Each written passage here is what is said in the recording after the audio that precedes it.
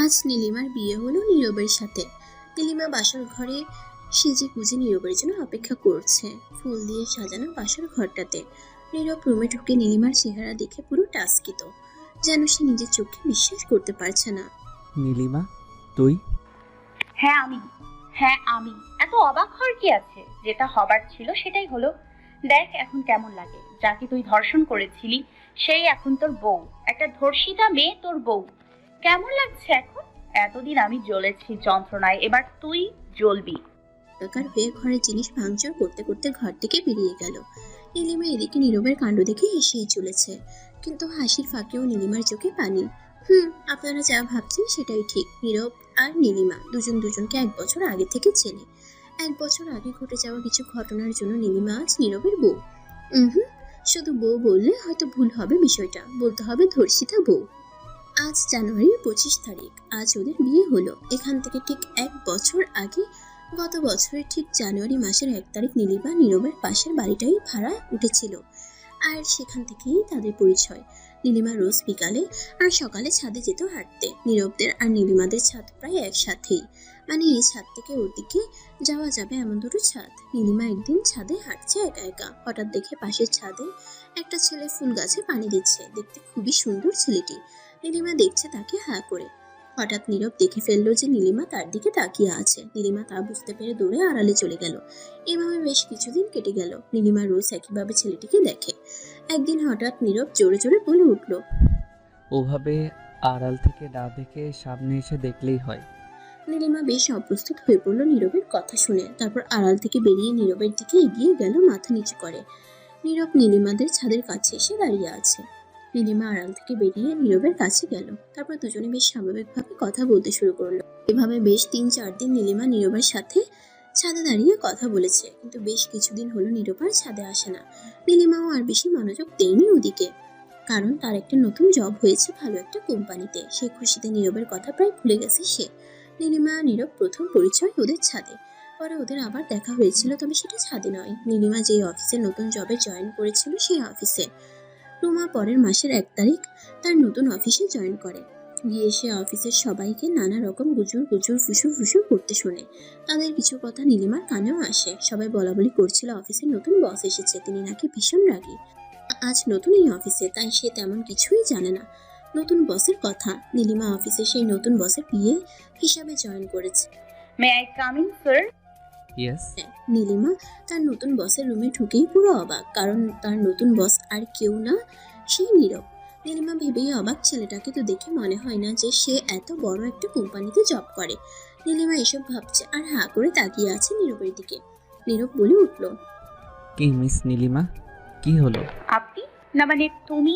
দেখুন মিস নীলিমা, এটা অফিস আর আমি আপনার বস, সো তুমি নয় আপনি বলুন।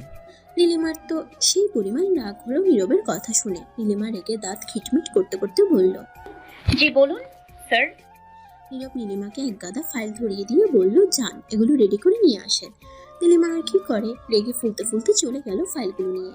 নীলিমা বের হতেই তার এক কলিগ নাম আশা নীলিমাকে বলল, বাহ নীলিমা, কি কপাল তোমার! অফিসে আসতে না আসতেই ওই রকম একটা হিরোর মতো বস পেয়ে গেলে। ইস, দেখলেই প্রেম করতে ইচ্ছা করে।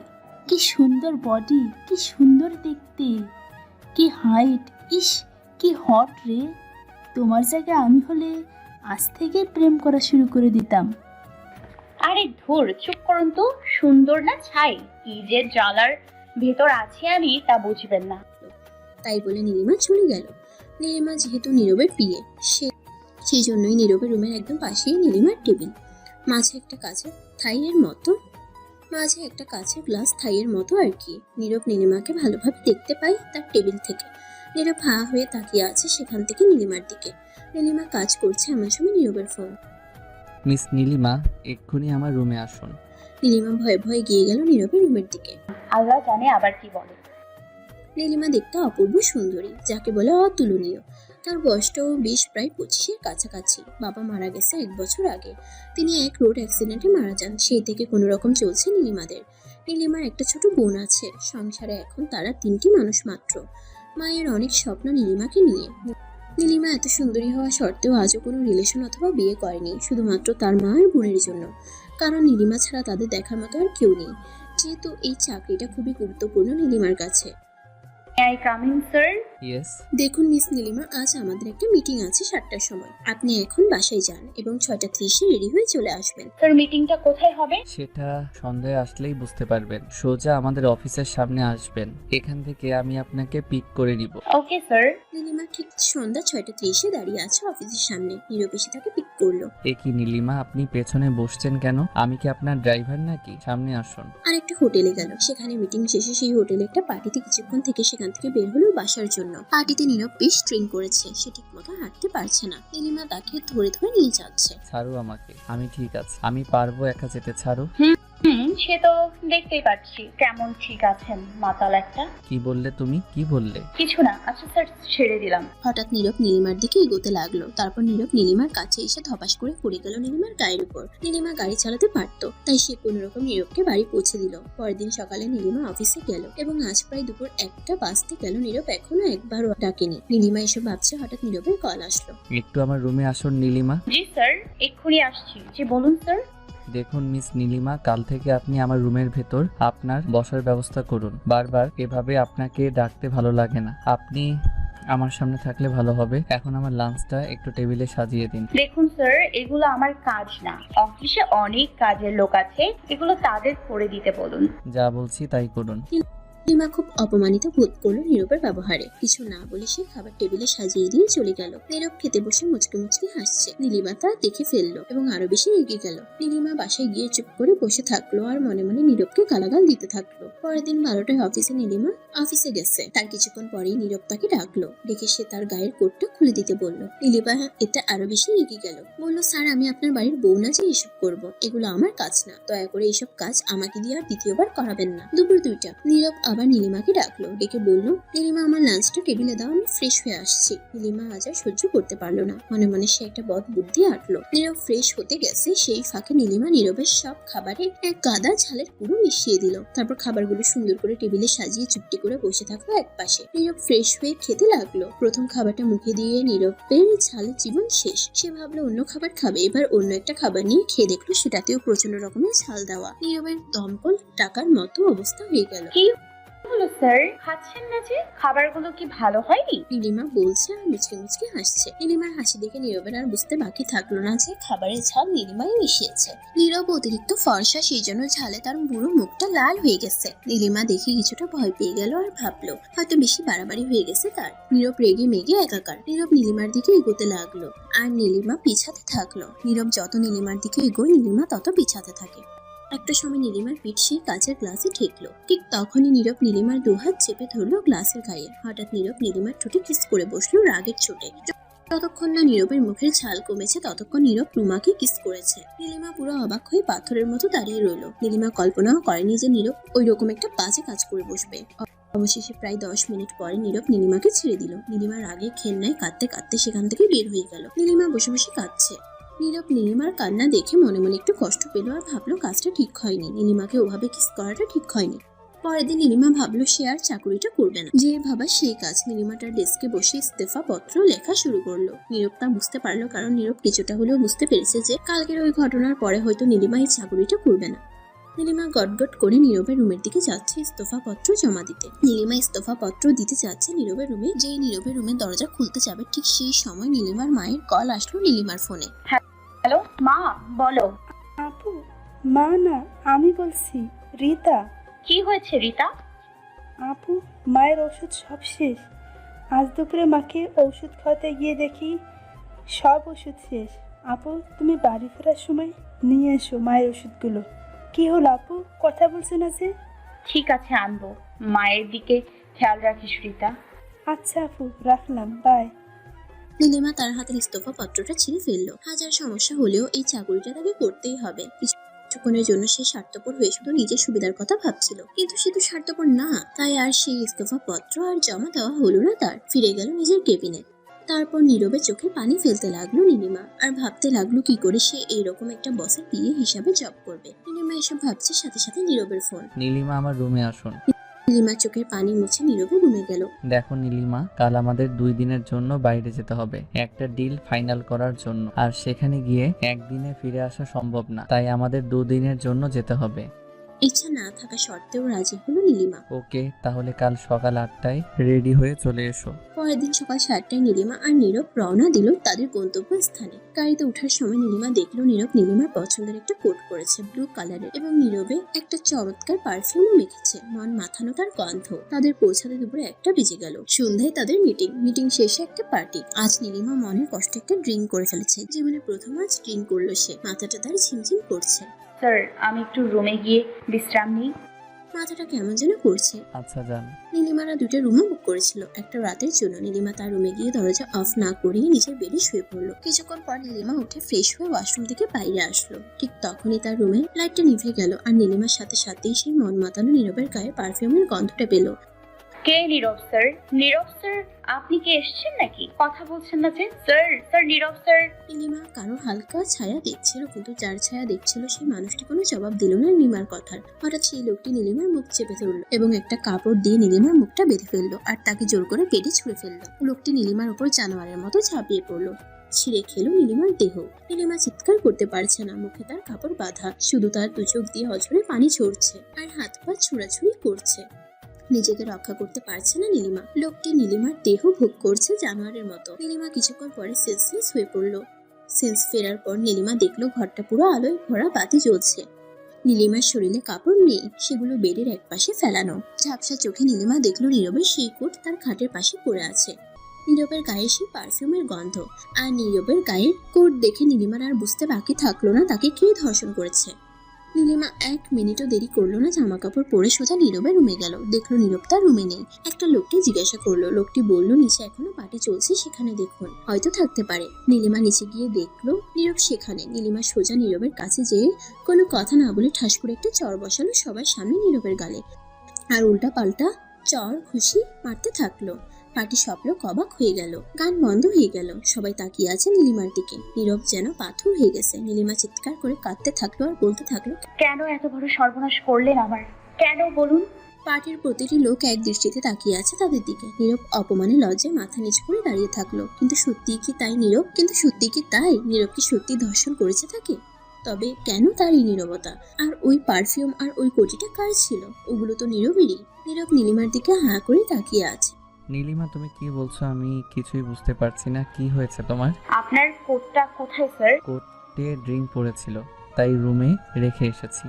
নীলিমা আবার নীরবের গালে সপাটে একটা চড় মারলো আর বলল, মিথ্যুক কোথাকার। যেদিন তুই আমাকে কিস করেছিলি সেদিন আমি বুঝতে পেরেছিলাম তুই একটা আস্ত অমানুষ। শুনুন আপনারা সবাই, হ্যাঁ আপনাদের বলছি, যারা এই পার্টিতে উপস্থিত আছেন তাদের বলছি, এই লোকটি আমার অসহায়ত্বের সুযোগ নিয়ে আমাকে ধর্ষণ করেছে। এখন আমি তার বিচার চাই। নীলিমা, কি বলছো? তোমার মাথা ঠিক আছে? দেখো নীলিমা, তুমি আজ প্রথম ড্রিঙ্ক করলে তো, তাই এমন লাগছে। তাই তুমি উল্টাপাল্টা বকছো। একটু রেস্ট নাও, সব ঠিক হয়ে যাবে। আচ্ছা নীলিমা, তোমার চোখ মুখের এমন অবস্থা কেমন করে হলো? আর কাপড় ছিল কিভাবে? এ কি, তোমার ঠোঁট কাটলো কিভাবে? পড়ে গেছিলে নাকি? এসব তুই বলছিস? শয়তান কোথাকার, ইতর জানোয়ার, কিছুই বুঝতে পারছো না তাই না? এখন হঠাৎ পার্টির একটা লোক বলে উঠলো, কিন্তু নীলিমা ম্যাডাম, নীরব তো এতক্ষণ আমাদের সাথেই ছিল। একদম মিথ্যা বলবেন না। বুঝতে পেরেছি আপনারা সবাই নীরবের সাথে জড়িত। তাই বলে নীলিমা গটগট করে সেখান থেকে বের হয়ে নিজের রুমে চলে গেল এবং রুমে গিয়ে নিজের কাপড় গোছাতে লাগলো। তখন বাজে রাত 11টা। নীরব আসলো নীলিমার রুমে।